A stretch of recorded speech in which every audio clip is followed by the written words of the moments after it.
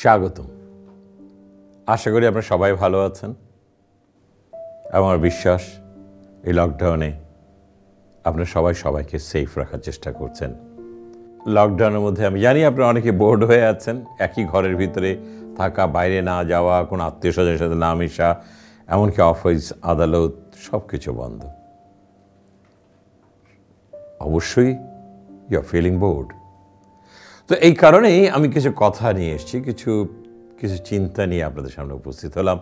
সেটা হচ্ছে ফোরসাইটেডনেস and the visionary. আমি যেটাকে বলছি স্বপ্ন দেখা, আর এটা হচ্ছে দূরদর্শিতা। এই দুটার ভিতরে কিন্তু বিশাল একটা তফাৎ আছে। এই জিনিসটা কেউ খেয়াল করেছে কিনা আমি জানি না। আপনি কতটুকু পর্যন্ত দূর দেখতে পান, আমি সেটাকেই বলছি দূরদর্শিতা। এখন আমাদেরকে সর্বসময় কিন্তু ভিশনের চেয়ে আমাদের দূরদর্শিতা হতে হবে। অফকোর্স ভিশন ইজ দেয়ার, স্বপ্ন আমাকে থাকতেই হবে। কিন্তু প্রশ্ন হচ্ছে, আমাদের প্রথম লগ্ন থেকেই আমাদেরকে দূরদর্শী হতে হবে। কতটা দূর পর্যন্ত আমি দেখতে পেরেছি, কতটা দূর পর্যন্ত আমি ভাবতে শিখেছি, কতটা দূর পর্যন্ত আমি অনুধাবন করতে পেরেছি। And that is very important today. যখন মনে করেন আমি যখন ছোট ছিলাম, আমার একটাই স্বপ্ন ছিল, আমাকে ক্লাসে বড় হতে হবে, ক্লাসে পড়াশোনা করতে হবে, আমার উপরে ক্লাসে উঠতে হবে। কতদিন আমি ক্লাস 8-এ যখন এসেছি, কবে আমি সিনিয়র হব, ক্লাস 9-এ উঠব, 9-এ উঠাবো মনে হলো আমি আরও কি করে সিনিয়র হব, ক্লাস 10-এ উঠব, 10-এ ওঠার পর মনে হলো কবে ম্যাট্রিক দেবো এবং কলেজে যাব। কলেজে যখন যাচ্ছি, কলেজে কিন্তু আবারও আমার আরেকটা স্বপ্ন উদয় হলো, ইউনিভার্সিটিতে কবে যাব, আমি আমার মেডিসিনে কি করে পড়ব, আমি কি করে ইঞ্জিনিয়ার হব, বুয়েটে যাব। দেখেন প্রতিনিয়ত কিন্তু আমার স্বপ্নগুলো চেঞ্জ হয়ে যাচ্ছে। কালের জন্য, সময়ের জন্য কিন্তু আমার স্বপ্নগুলো কিন্তু আমি বলছি ত্বরান্বিত হচ্ছে। যখনই আমি একটা গণ্ডি পার হয়ে যাচ্ছি, তখনই তো আরেকটা গণ্ডিতে যে আমার স্বপ্নের উদয় হলো। যখন ইউনিভার্সিটি পার হয়ে গেলাম, তখনই কিন্তু মাথায় ঢুকলো চাকরিতে যেতে, একটা ভালো চাকরি চাই। ভালো যখন একটা চাকরি হয়ে গেল, তখন কি হলো, আমাকে কিন্তু একটা সংসার করতে হবে। I need someone as a life partner. যেমনি খোঁজা তেমনি পাওয়া। এখন দেখেন, আমি এবং আমার ওয়াইফ, আমরা দুজন কিন্তু একটা ফ্যামিলি সৃষ্টি করেছি, এবং সেই ফ্যামিলিটা সৃষ্টি হয়েছে আমি মনে করি একটা রাইট আপের জন্য। আমি কাবিননামার মাধ্যমে দুজনের হয়ে গেলাম। যতক্ষণ মধ্যে কাবিননামা ছিল না, ততক্ষণ মধ্যে দুজনের ছিলাম না। যখন আমাদের বিয়ে পড়ানো হলো, কাবিননামাতে সাইন করা হলো, we become legal partner of each other. বাহ, সুন্দর সংসার করছি। সংসারের সঙ্গে সাথে দেখেন আবার কিন্তু এখন স্বপ্ন আবার চেঞ্জ হতে শুরু করলো। সে স্বপ্নটা কি? সেটা হলো উই নিড এ চাইল্ড। আমাদের সংসারে নূতনের আগমন চাই।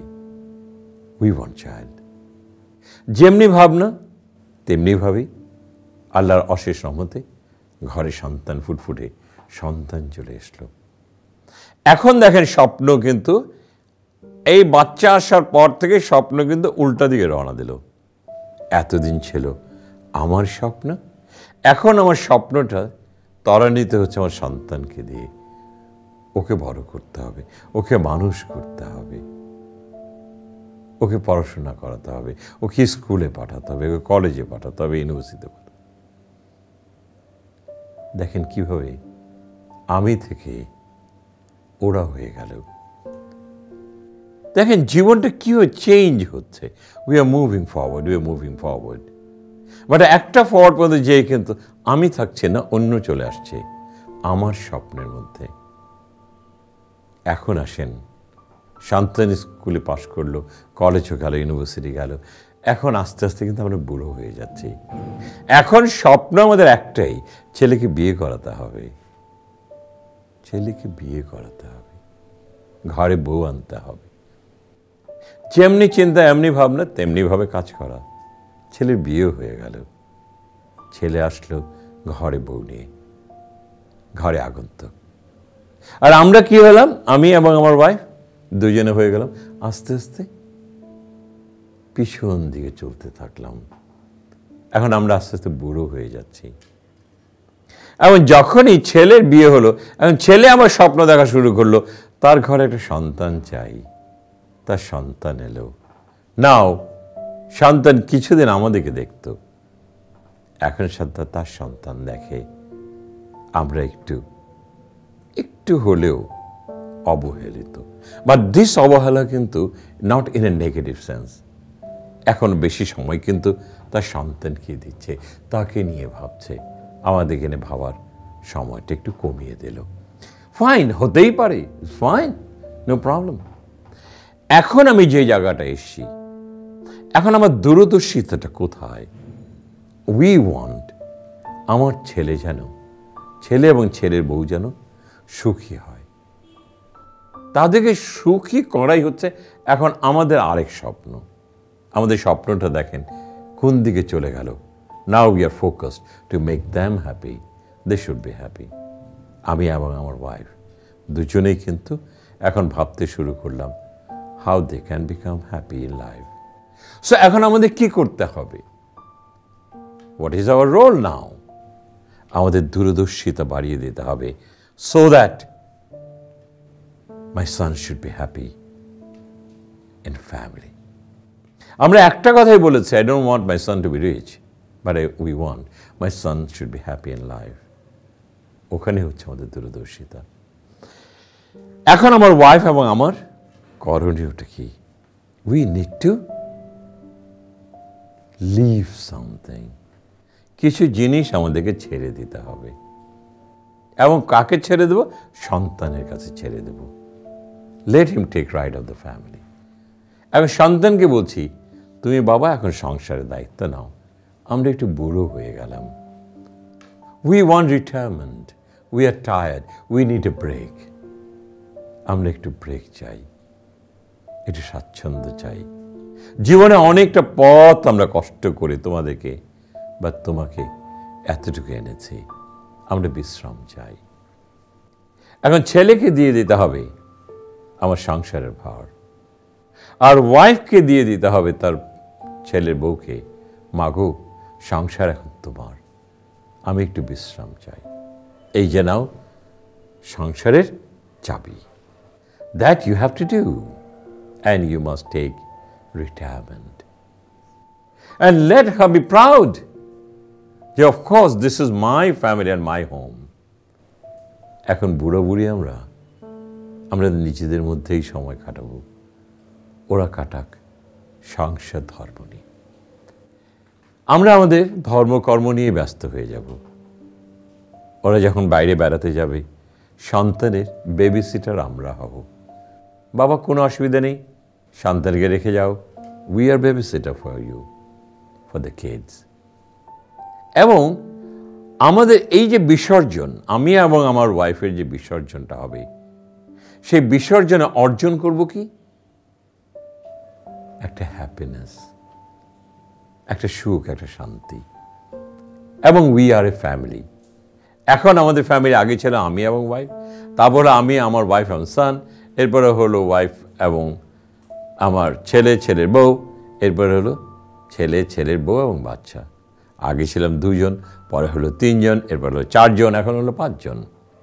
নাও this is a very big family, and only thing we have to focus, আমাদের ওই দূরদর্শিতার মধ্যে ওই একটা জিনিস, যেন মৃত্যুর আগ পর্যন্ত যেন we should have a wonderful family.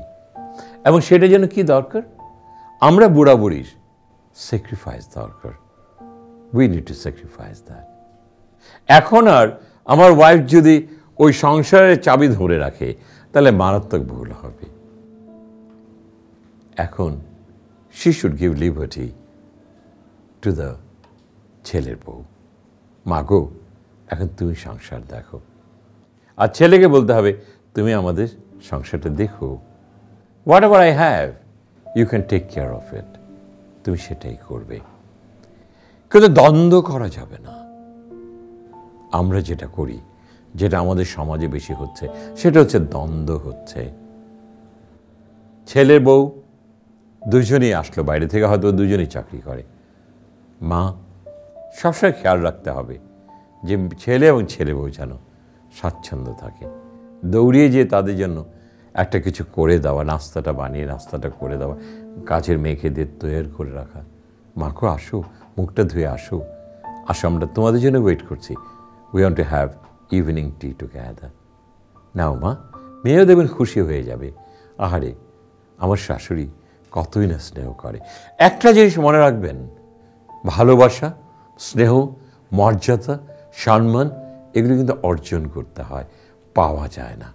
আমরা সবসময় মনে করি আমি যেহেতু শাশুড়ি, আমি যেহেতু শ্বশুর, আমাকে সম্মান করবে। সরি সরি, আমি বারবার বলছি sorry, you have to earn it. আপনাকে অর্জন করতে হবে, এবং সে অর্জনটা করতে হবে with your wonderful devotion to the family and to a newcomer. তখন সেও স্বাচ্ছন্দ্য বোধ করবে। ছেলের বউয়ের হোক, কখনোই ছেলের কান ভারী করা যাবে না। আপনি হয়তো অনেক কিছু পাননি, ছেলের বউ থেকে পাননি, তাতে কি আসে যায়? কি আসে যায়? ছেলের কান ভারী করা যাবে না। ছেলেকে তিক্ততা বাড়ানো যাবে না তার ওয়াইফ সম্বন্ধে। সেখানে কিন্তু অঘটনও ঘটে যেতে পারে, ডিভোর্সের সংবাদ এবং ঘণ্টা বেজে যেতে পারে। Why you want to do it? কারণ আপনি তো কিছুদিন পর আস্তে আস্তে বুড়ো হয়ে যাবেন, কিছুই চালাতে পারবেন না, শরীর চলবে না, সিঁড়ি দিয়ে নামতে পারবেন না। You will start counting days when your final bell will ring. সেটার জন্য তো আপনাকে অপেক্ষা করতে হবে। এবং যেটা করতে হবে অ্যাজ এ শাশুড়ি এবং শ্বশুর, you should be a very good friend of your ছেলের বউ। চমৎকার সম্পর্কে একটা বন্ধন সৃষ্টি করতে হবে। তাহলে দেখবেন whenever you sacrifice, they will sacrifice for you. আপনি দেবেন, আপনার যখন শরীর খারাপ হবে বা আপনি অসুস্থ হবেন, আপনি দেখবেন আপনার ছেলের বউ আপনার পাশে দাঁড়িয়ে আছে। হয়তো অফিসে যেতেই হলো, তারপরে দৌড়িয়ে দেখবেন সেই হসপিটালে চলে আসছে। এটা কিন্তু অর্জন করতে হবে, পাওয়া যাবে না।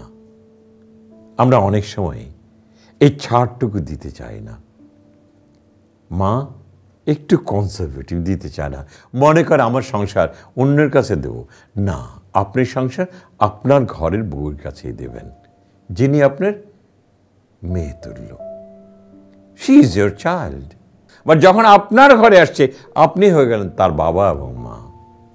আপনি আপনার মেয়েকে যেভাবে স্নেহ করতেন, মায়া করতেন, যেভাবে ভালোবাসতেন, একই সেম জিনিসটা দিতে হবে। এখানে কমতি করা যাবে না। পারলে একটু বাড়িয়ে দেন, তাতে ক্ষতি হবে না, বরঞ্চ লাভই হবে। রিমেম্বার, আমরা অনেক সময় আছি, আমরা এটা করতে চাই না। আমরা অনেক সময় বলি এটা তো পরের মেয়ে। সরি সরি, এই কথাগুলো বলবেন না। ও পরের মেয়ে না, ও আপনার মেয়ে। বাবা মা সবাইকে ছেড়ে আপনার ঘরে এসেছে, আপনাকে বলছে বাবা মা, এবং সে আপনার আপন, সবচেয়ে পরম আত্মীয়। তাকে কখনো দূরে ঠেলে দেবেন না। আপনি তার সুখ দুঃখে দৌড়িয়ে যাবেন। আপনি যখন তার জন্য কিছু করবেন, সে তখন এই সাবলীল দেহ দিয়ে আপনার জন্য আরো ঝাঁপিয়ে পড়বে। মাগো, আমি আরো করি, তুমি এসো না, আমি করছি। এটা কখন করবে? যখন আপনার ছেলের বউ আপনাকে নিবেদিত দেখবে তার প্রতি। সেটা যদি না করেন, আপনি পাবেন কি করে? একটা কথা আছে না, টিট ফর ট্যাট। একটা কথা আছে না, every action there is equal and opposite reaction. আপনি যা করবেন আপনি তাই পাবেন। আপনি স্নেহ মায়া মমতা করলে আপনি অবশ্যই তার শ্রদ্ধা পাবেন, কেউ ঠেকাতে পারবে না। আর আরেকটা কথা বলি, কখনোই ছেলে এবং ছেলে বউয়ের ভুল ধরার চেষ্টা করবেন না। ও আরেকটা পরিবেশ থেকে এসেছে, আরেকটা এনভায়রনমেন্ট থেকে এসেছে, আরেকটা কালচার থেকে এসেছে, আরেকটা এনভায়রনমেন্ট থেকে এসেছে। তার তো আপনার সাথে একটা ডিফারেন্স অফ ওপিনিয়ন হতেই পারে, আপনার সাথে মত বিরোধ হবে, কিন্তু খুব খেয়াল রাখবেন দ্বন্দ্বতে যাবেন না, দ্বন্দ্ব করা যাবে না। আপনি আপনার মতামত সুন্দর করে খুলে বলবেন, মাগো আমি না এটা এইভাবে দেখেছি, তুমি কিভাবে দেখছো। You can have a difference of opinion, হওয়াটাই স্বাভাবিক। বাবা সন্তানের সাথে হয়, ভাই ভাইয়া হয়, বোনে বোনে হয়, ভাইয়ে বোনে হয়, হওয়াটাই স্বাভাবিক। কিন্তু এর অর্থই না আমি দ্বন্দ্বে চলে যাব, কখনোই না। যেখানে দ্বন্দ্ব সেখানে মন্দ। দোহাই লাগে, দোহাই লাগে, কখনো দ্বন্দ্ব করার চেষ্টা করবেন না। অ্যান্ড দ্বন্দ্ব is nothing, is a fight between the two people. Why you want to fight with your own people? যাকে ঘরে নিজের ছেলের বউ করে এনেছেন, আজকে সেই ঘরে আপনার নাতি এসেছে, নাতনি এসেছে। What a wonderful time that you are passing by. Why not have a nice wonderful time with them? কি কারণে আপনি তাদের সাথে দ্বন্দ্ব করবেন? এখন যেটা হচ্ছে, this is a retiring time and you retire and take a break.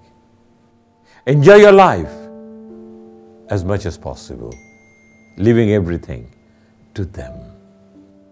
তবে একটা কথা আমি না বলে পারছি না, এটা আমি কিছুদিনে একটা গল্প একজনের কাছ থেকে সত্য ঘটনা শোনাতে আমি এটা করছি।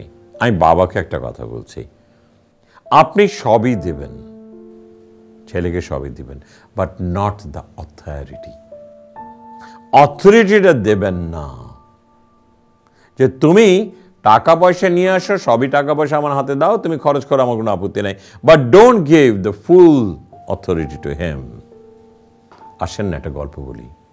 একজন বাবা অনেক কষ্ট করে, কিন্তু উনি দেশের বাইরে ছিলেন, অনেক কষ্ট করে কিন্তু একটা বাড়ি করলেন ঢাকাতে, এবং বুড়ো বুড়ো কিন্তু ওই বাড়িতেই, 6 তলা বাড়ি, এবং তারা কি করতেন, ওই বাড়ি ভাড়া দিয়ে শেষ সময়টা কাটাতেন।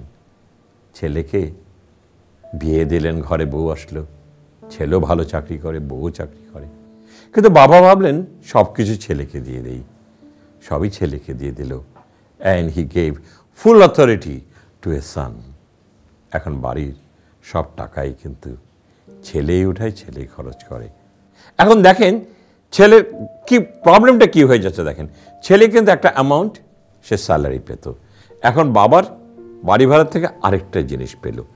আগে ছিল 4, এখন আসলো 6, 4 এ 6 10। এবং দেখেন সে এখন 10 কিন্তু উপভোগ করছে। He is enjoying 10 with his wife, with his child.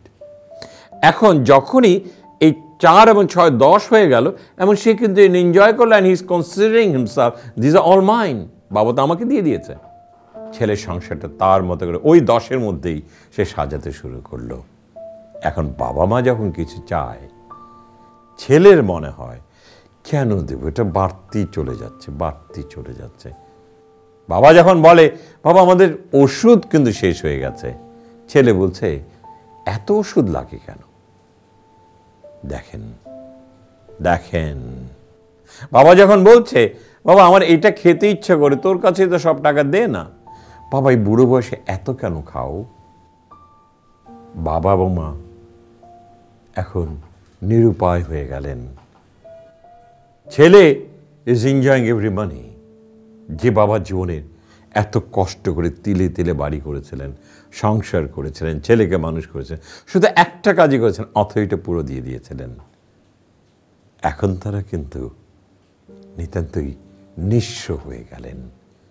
এখন ছেলের সাথে বেশি কথা বলতে গেলেই there is a fight between father and the son. ছেলের তো লোভ বেড়ে গেছে।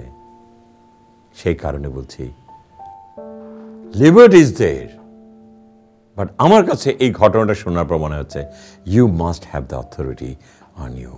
ঘোড়া আপনি চালাবেন, লাগামটা শেষ দিন পর্যন্ত একটু মনে ধরে রাখাটাই ভালো, কারণ কখন কোন ছেলে কি হবে বলা তো যায় না। আমি কেন আমার জীবনের সর্বস্ব দিয়ে শেষ সময়ে আমি নিঃস্ব হয়ে গেলাম, and someone is enjoying my fruits and I'm starving. No. সব দিকে খেয়াল রাখবেন, সব কিছু দেবেন, বাট লাগামটা যেন আপনার হাতে থাকে। কখনোই নিজের বাড়ি কথা নাই বার্তা নেই ছেলের নামে লিখে দেবেন না, এই কাজটা করবেন না। রেখে যাবেন যে আমি তোমাদের সব কিছু করে গেলাম, আমার মৃত্যুর পর তোমরা ভাগাভাগি করে নেবে, ফাইন। এবং আপনি লিখে দিয়ে গেলেন এটা after my death, not before that. And that is what I believe, that's my small suggestion. এইখানেই হচ্ছে এই কথাগুলো বলার জন্য আমি বলছি, but you must establish a wonderful relationship with your son, ছেলের বউ এবং বাচ্চা। You have a family, you have a big family. Let all together smile together rest of your life. কখনোই কোনো দ্বন্দ্বর কাছে যাওয়া যাবে না। আর দ্বন্দ্ব সৃষ্টি করার আগেই আপনি ভেবে নেবেন যে কথাটা আমি বলছি, আমি ছেলেকে দেবও না, পরবর্তী ছেলে থেকে চাইবো না, বলবো যে give me my authority back. তখনই কিন্তু দ্বন্দ্ব লেগে যাবে, সৃষ্টি হবে ঝগড়া না। So you should be very careful. ওই যে বলেছিলাম দূরদর্শিতা, you have to foresee what will happen if I give everything to my son, what my son will do. হ্যাঁ, আমি বলছি না সব ছেলেরা খারাপ হবে, একজন যদি হয় সেটাই বহন করব কেন, সে রিস্কটা আমি নেব কেন? আবার দূরদর্শিতা একটাই, আমার মৃত্যুর পর আমার সন্তান will take care of me. আপনার সেই দূরদর্শিতা থাকতে হবে, আমি মৃত্যুর আগ পর্যন্ত আমি এবং আমার ওয়াইফের যেন চমৎকার সম্পর্ক, and they must take care of us, সেটাই যেন হয়। সো এই দূরদর্শিতাটা আমি সবচেয়ে বেশি বলছি। You should foresee beyond your vision what can happen in life, but at the end of the day you should be a very happy man, happy family. এই কথাগুলি আজকে বললাম, একটু ভেবে দেখবেন, এবং একটা কথাই, যতটা উৎসর্গ করবেন ততই স্বাচ্ছন্দ্য পাবেন, এতে কোনো দ্বিমত নেই। আবারও দেখা হবে আরও একদিন। আল্লাহ হাফেজ।